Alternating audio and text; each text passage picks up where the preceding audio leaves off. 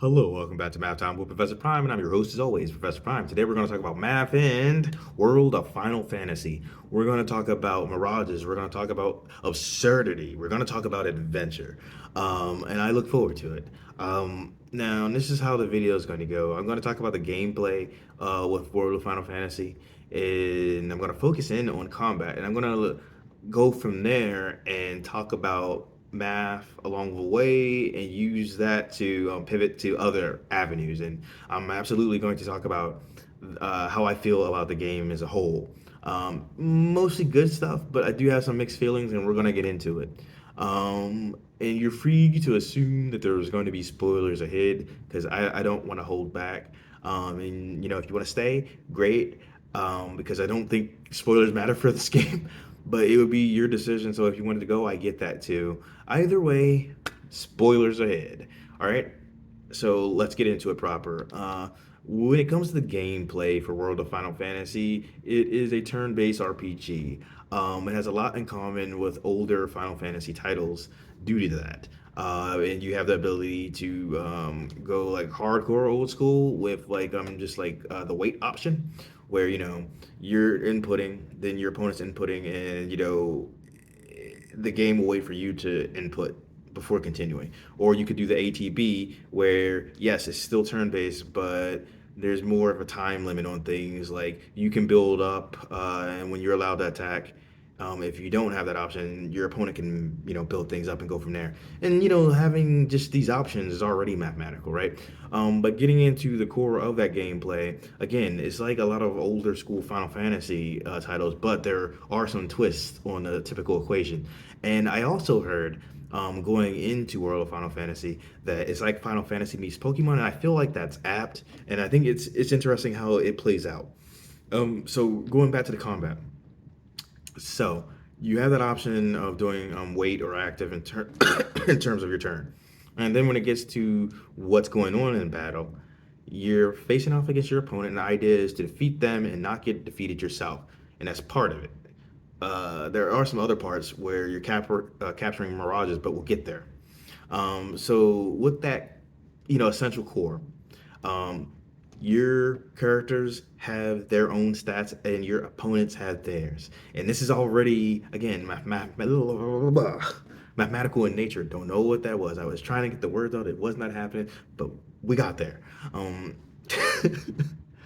right, so when you look at that, like the characters have their stats, things like HP, things like speed, and things like the ability to evade, and you also have stats surrounding their magical attack power and defense attack power, as well as like physical attack and physical defense.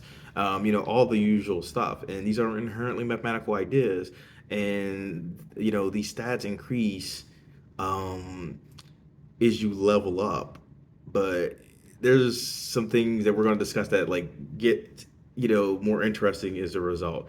So you have the idea that you have this turn-based RPG. You have these characters, both your characters and the opponent characters. They have their stats, and there's a back and forth to deplete their health and preserve yours or recover yours. And again, this back and forth is inherently mathematical, and you can see how it plays out on a screen.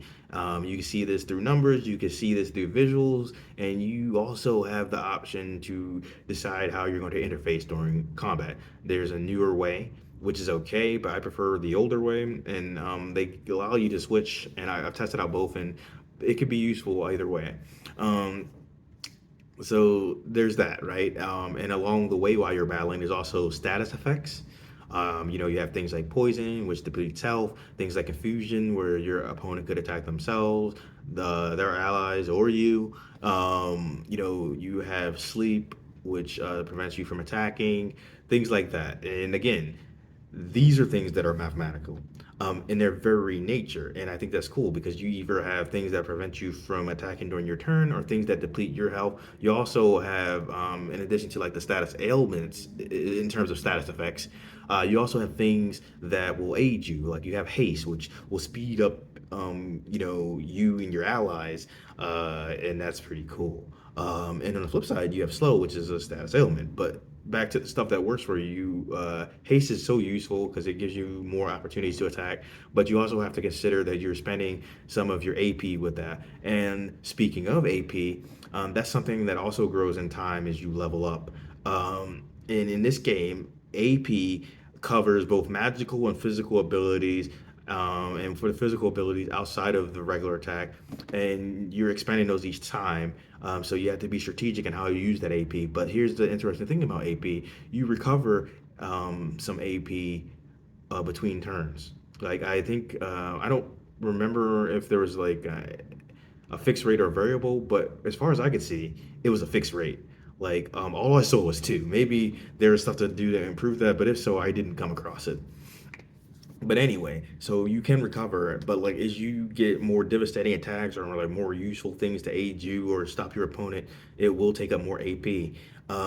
So you got to decide what you want to do, and also you do have the idea of like the Libra, which can tell you stuff about your opponents in addition to like the weaknesses, like how you'll capture them, if you have that option. And that takes up some AP too, but it could be useful because you can monitor if you're doing enough damage or too much damage, or like special cases. Um, so yeah, there's all that stuff, right? And then there's the idea that you're gaining experience points and you're leveling up, and as you're doing those things, which are inherently mathematical, you're gaining SP skill points, and you're spending these skill points to power up your characters in your mirages. And speaking of the mirages, they are something that's inherently mathematical. So this is the part where it's like it starts to get like similar to Pokemon, because throughout the games you have the mirages, which take the place of the monsters in this universe, and they could be like the monsters, they could be gods, they could be stuff like that. Anybody pretty much that you're coming across. And here's the thing with Final Fantasy, right? There's always been monsters along the way, but you can't really capture them, right? You fight them for your experience or for items or for both. And so it's kind of crazy that something like this hasn't happened before, as far as I know, right? So throughout the battles, right, you're building up experience, but you're mixing and matching when you capture your mirages. Because see, here's the thing. Here's the big twist on the formula. In addition to like being able to capture mirages, you can use them in battle.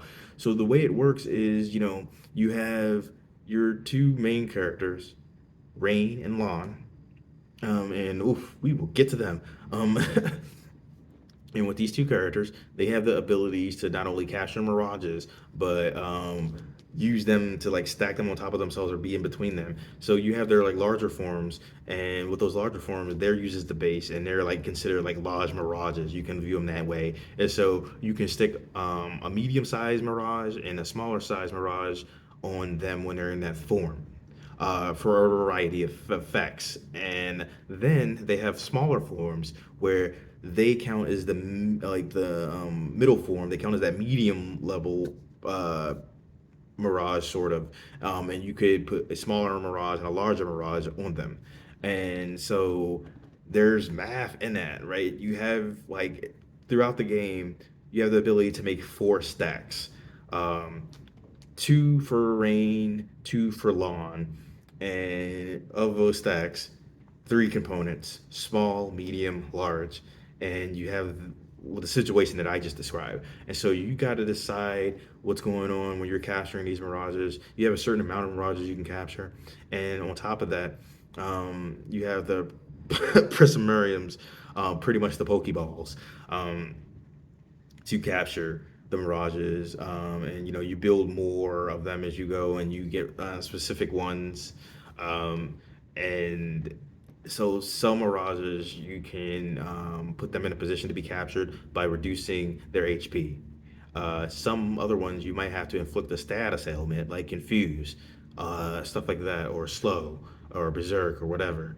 And in some cases, you might have to hit them with a specific type of element, and it might be an element that doesn't necessarily like damage them, but it will open them up to be captured.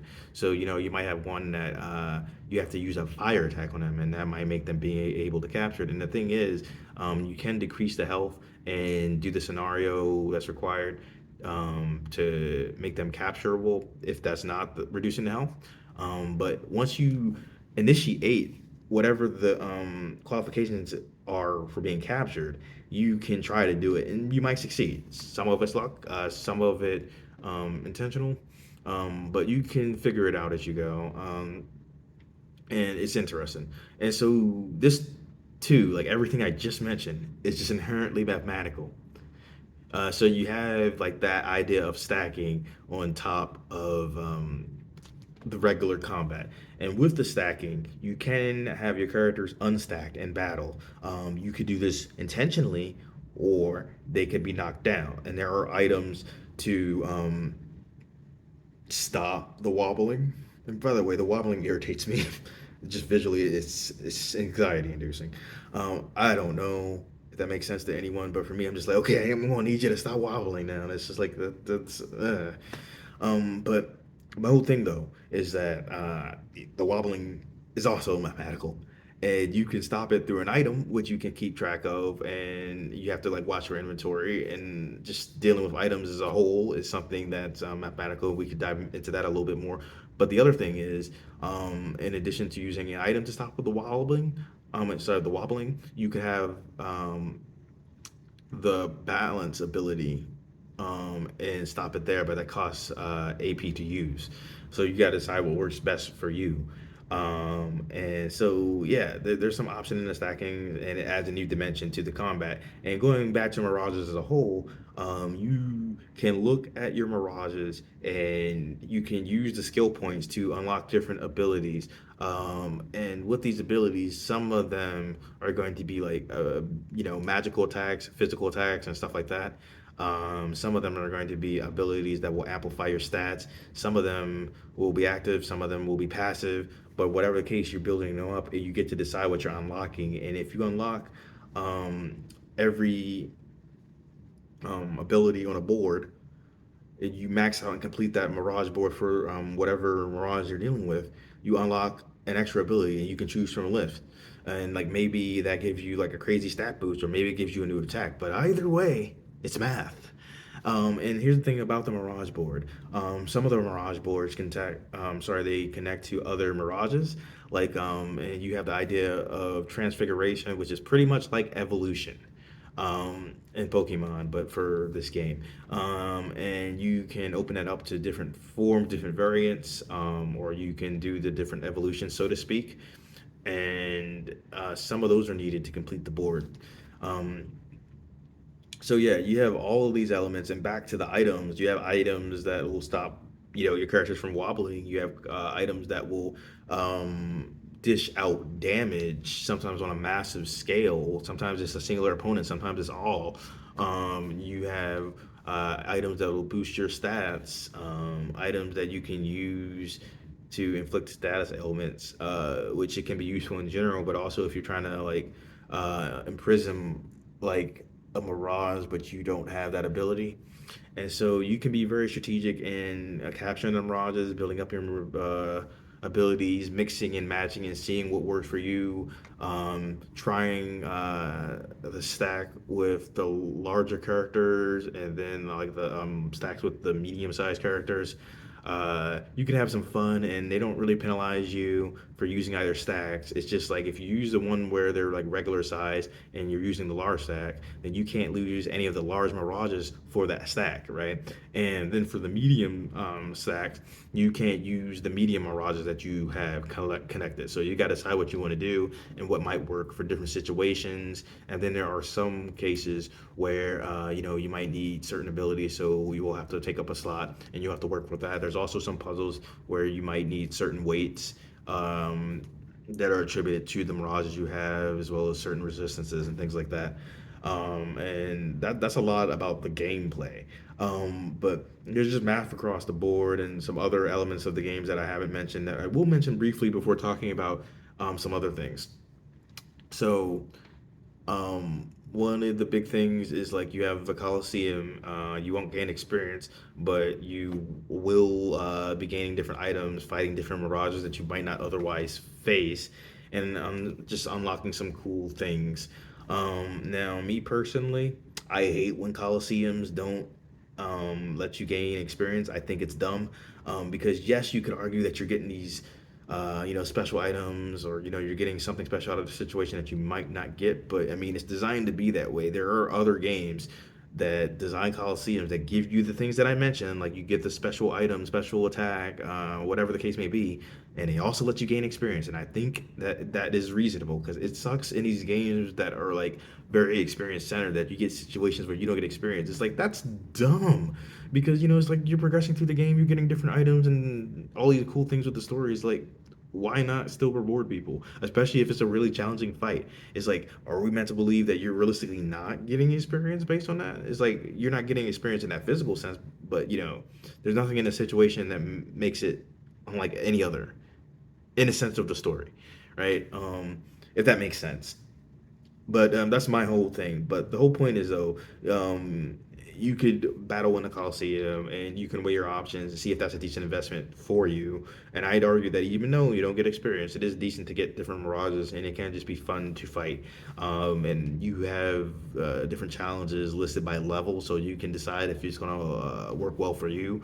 If you have the right setup for your stacks, you can take on some higher opponents. And then there's the other thing is like, you have the girl, like, who forgot her name. She has her own room, and in that room there's crazy time travel stuff, and you're allowed to intervene in different conflicts across time. That's a whole thing.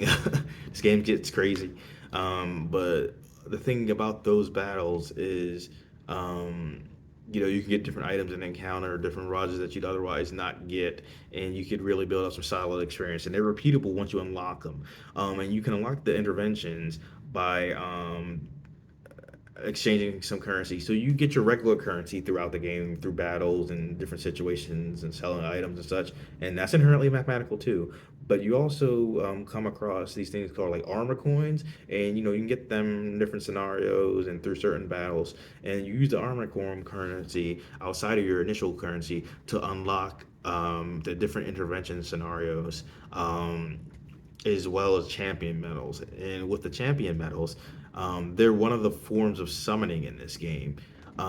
Because what it is like you meet different champions along the way that are going to be part of your journey, and you can get a champion medal through buying them with armor coins, where basically you can summon a form of one of the champions, and there's different effects that come with that, right? Some will boost your stats in certain ways while dishing out attack, and sometimes those attacks have elements attached to them. Some will heal you up.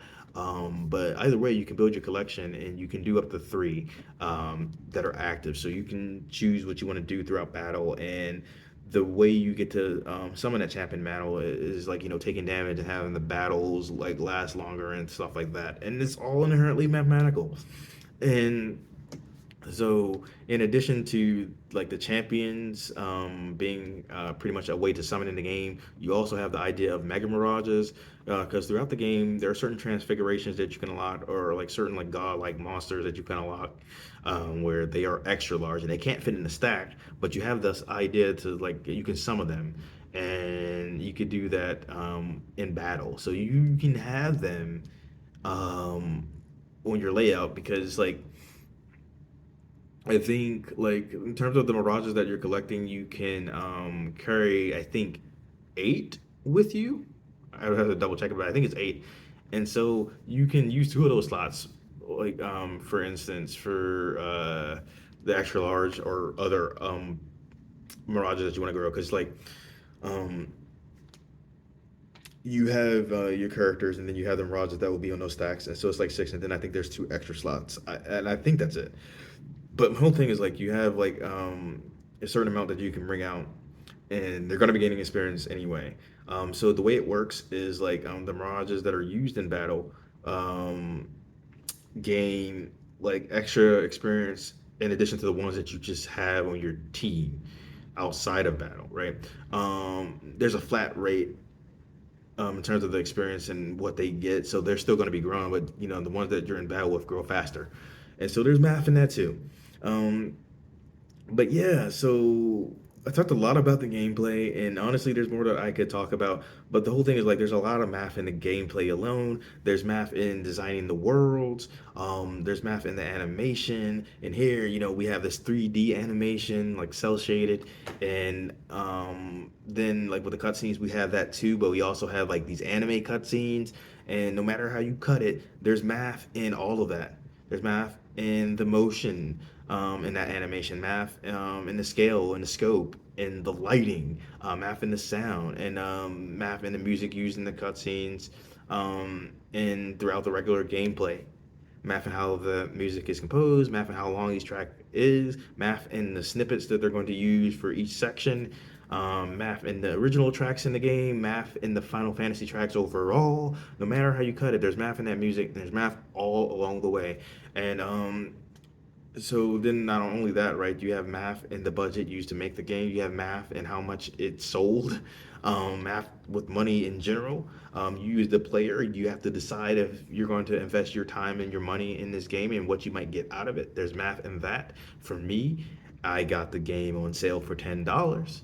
Um, you know, so I didn't see that is anything but good because with Final Fantasy games, like I think like whether you like them or not, I think it's a hard argument to say that they're not competently made. So I'm like, hey, I'm pretty sure I'm going to at least enjoy the combat. I don't know about the story because I haven't played it, right? And then when I did play it, I had mixed feelings about the story. So let's talk about that because everything I said, there's math along the way, and you could just play that game forever. And I encourage you to add to the examples if you want. Now, if we talk about the game, like it's absurd. Like the story is just crazy. It's fundamentally bonkers. Um, this is good in some sense because it really stands out, but it's also bad in some other sense because like there's just so much they don't um tell you, or at least like tell you in a way that I feel like works, because there's some things that they inherently, or sorry, that they choose to hold back. Rather, they choose to hold back so they can reveal it later, and it's just like, but they'll leave you in the dark. And on one hand, it's like, okay, that's intentional, and it makes you feel in dark, like in the dark as well as the players. But it's also frustrating in some regard, and also it's just like it's a crazy story because you start off, you play as Rain and Lon, the twins, and you don't know what their deal is.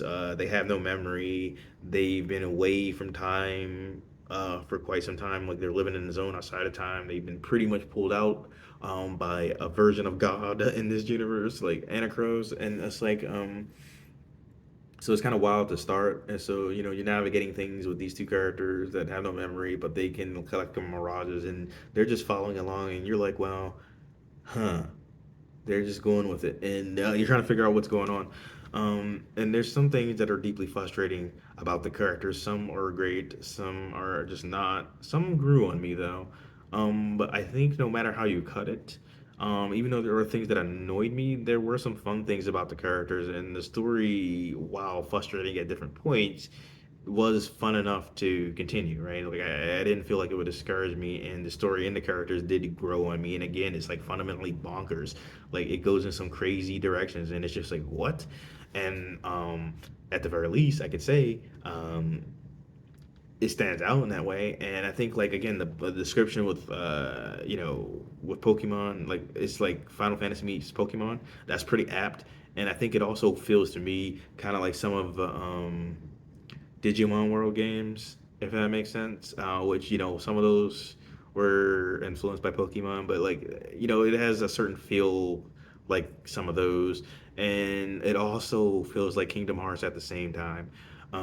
So it feels like a lot of other games mixed with Final Fantasy, but it also feels like its own unique thing, its own unique, very weird thing. But it's distinctive. It stands out, and I liked it overall.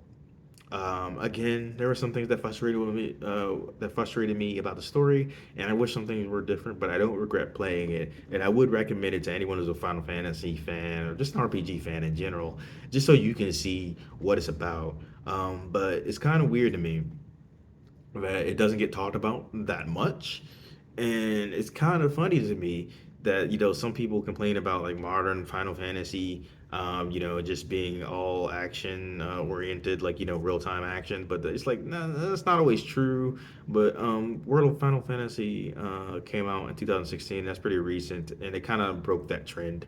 Also, there's a bunch of other Final Fantasy games out there that break that trend. Um, but enough about that because we could talk about that all day, right? But my whole thing is it's a unique game. Um, but you will feel that sense of adventure as you're playing, and you'll have mixed feelings most likely. But I liked it overall, and I think it's interesting that I could like it despite the flaws that I found with it. And I do think it deserves to be talked about more. In any case, please feel free to discuss in the comments. I'd be glad to have some discussion. I'll see you in the next one. Professor Prime out.